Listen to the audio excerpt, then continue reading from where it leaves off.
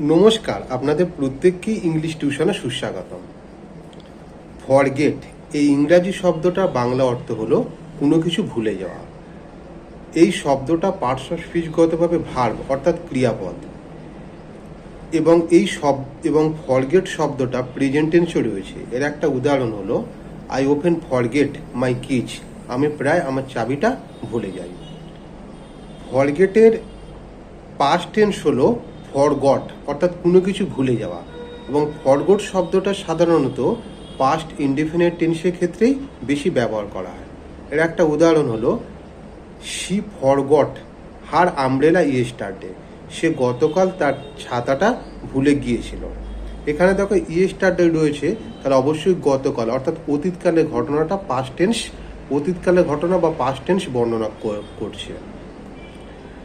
এবং এর past participle হলো ফরগটেন, এবং ফরগটেন শব্দটা সাধারণত প্রেজেন্ট পারফেক্ট অথবা পাস্ট পারফেক্ট টেন্সের ব্যবহার করা হয়, এবং এই ক্রিয়াপদটা আগে হ্যাজ, হ্যাভ অথবা হ্যাড এই অক্সিলারি ভার্বগুলো ব্যবহার করা হয়।